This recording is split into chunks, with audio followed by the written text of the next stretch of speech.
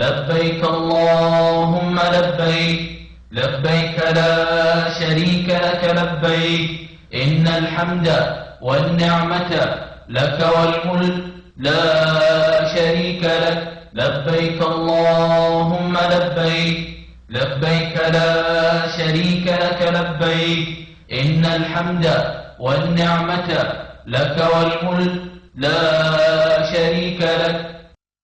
اعوذ باللہ من الشیطان الرجیم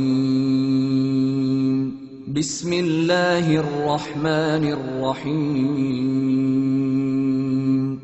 ان اول بیت وضع للناس للذی ببکۃ مبارکا وہدی للعالمین فیہ آیات بینات مقام ابراہیم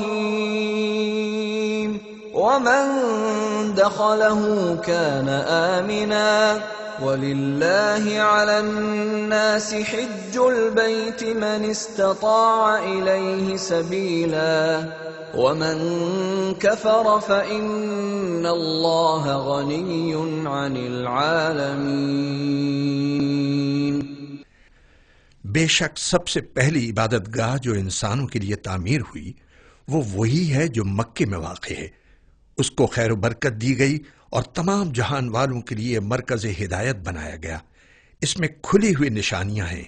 ابراہیم کا مقام عبادت ہے اور اس کا حال یہ ہے کہ جو اس میں داخل ہوا مامون ہو گیا.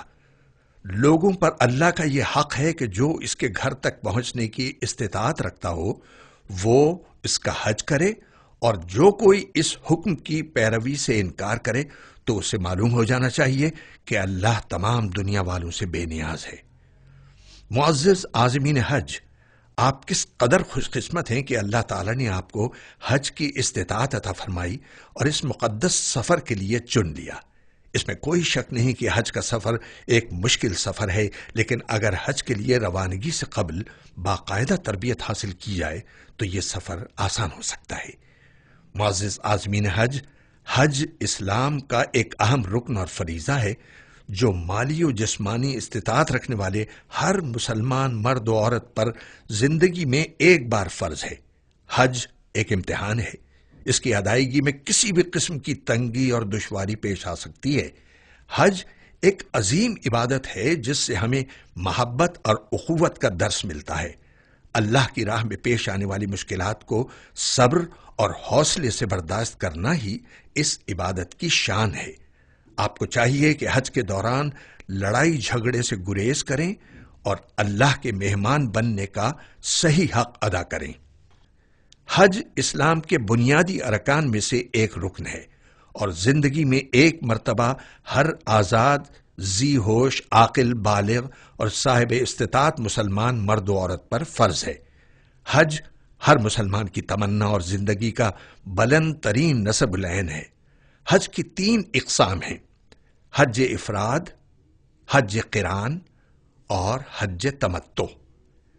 حج افراد اس طریقے کو کہتے ہیں جس میں عازم حج احرام باندھتے وقت صرف حج کی نیت کرے. اس دوران عازم حج عمرہ ادا نہیں کر سکتا بلکہ صرف فریضہ حج ہی ادا کر سکتا ہے. حج قران وہ طریقہ ہے جس میں عازم حج میقات یا میقات سے پہلے عمرے اور حج کا ایک ساتھ احرام باندھے اور عمرہ و حج کی ایک ساتھ نیت کر کے عمرے کے بعد نہ احرام کھولے نہ بال کٹوائے اور پھر اسی احرام میں مناسک حج ادا کرے. حج تمتع وہ طریقہ ہے جس میں حج کے مہینے میں میقات یا میقات سے پہلے احرام باندھ کر عمرے کی نیت کی جائے اور عمرہ ادا کرنے کے بعد بال کٹوا کر احرام کھول دیا جائے. پھر عازم حج 7 یا 8 ذی الحجہ کو مکے سے احرام باندھ کر حج کی نیت کرے. پاکستانی حجاج کی اکثریت حج تمتع کی نیت کرتی ہے.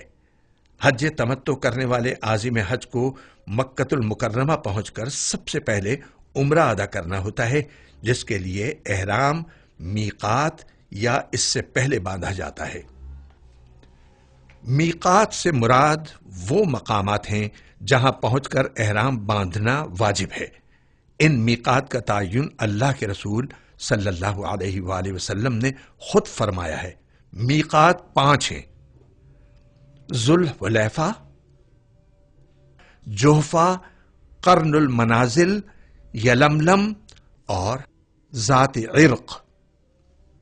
ذوالحلیفہ یہ مدینہ منورہ کی طرف سے مکہ مکرمہ آنے والوں کے لیے ہے۔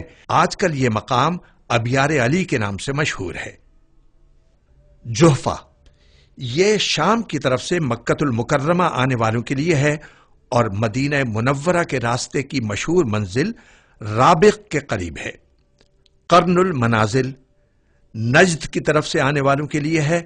آج کل یہ مقام السیل الکبیر کے نام سے جانا جاتا ہے۔ یلملم یمن کی طرف سے آنے والوں کے لیے ہے، جو آج کل السعودیہ کے نام سے مشہور ہے۔ پاکستان کے لیے یہی میقات ہے۔ ذات عرق یہ عراق کی طرف سے آنے والوں کے لیے میقات ہے۔ اگر کوئی شخص احرام باندھے بغیر میقات سے گزر جائے تو اس کے لیے ضروری ہے کہ واپس اپنے میقات پر جا کر احرام باندھے۔ ایسا نہ کرنے کی صورت میں اس پر دم واجب ہوگا، جس کے لیے اسے حدود حرم میں بکرا یا دمبا ذبح کروا کر فقراء مکہ میں تقسیم کرنا ہوگا۔ حج تمتع کرنے کا طریقہ یہ ہے۔ احرام باندھنے کا طریقہ: احرام باندھنے سے قبل غیر ضروری بال اور ناخن کاٹ لیں اور غسل کر لیں۔ اگر حاجی کیمپ یا ایئرپورٹ سے احرام باندھنا ہو تو دوبارہ غسل کرنے کے بجائے صرف وضو کر لیں۔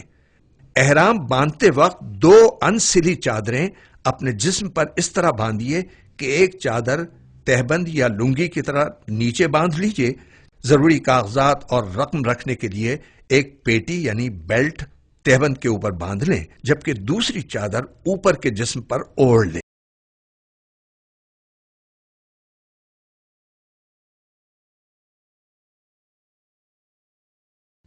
اور پاؤں میں ہوائی چپل یا ایسی سینڈل یا جوتا پہن لیں جس سے پاؤں کی اٹھی ہوئی ہڈی کھلی رہے۔ خواتین روزمرہ کا لباس ہی پہنیں، جبکہ سر پر ایسا اسکارف پہن لیں جس سے چہرہ نہ ڈھکے جبکہ بال ڈھکے ہوئے ہوں، یا پھر چہرے کا نقاب اس طرح ہو کہ چہرے پر چادر نہ لگے۔ باقی لباس اور جسم کو ڈھانپنے کے لیے عبایا یا برقع استعمال کریں۔ احرام کا لباس مکمل کر لینے کے بعد 2 رکعت نفل احرام ادا کیجیے۔ ان نوافل کی ادائیگی کے دوران سر ڈھکا رہنا چاہیے۔ سلام پھیرنے کے فوراً بعد مرد اپنے سر سے چادر اتار لیں، لیکن دونوں کندھے ڈھکے رہیں۔ یاد رکھیں کہ دایاں کندھا صرف طواف کے وقت کھلا رکھا جاتا ہے۔ سر سے چادر اتارنے کے بعد عمرے کی نیت کریں۔ خواتین سر ڈھانپ کر رکھیں۔ عمرے کی نیت اگر عربی میں آتی ہے تو ٹھیک، ورنہ کسی بھی زبان میں کی جا سکتی ہے۔ اللہم انی ارید العمرۃ فیسرہ لی وتقبلہ منی۔ اے اللہ، میں عمرے کا ارادہ کرتا ہوں، اس کو میرے لیے آسان فرما دیجئے اور قبول فرما لیجئے۔ مرد حضرات نیت کرنے کے بعد اونچی آواز میں 3 بار تلبیہ پڑھیں، جبکہ خواتین تلبیہ آہستہ پڑھیں۔ لبیک اللہم لبیک لبیک لا شریک لک لبیک ان الحمد والنعمت لک والملک لا شریک لک۔ میں حاضر ہوں یا اللہ، میں حاضر ہوں، میں حاضر ہوں، تیرا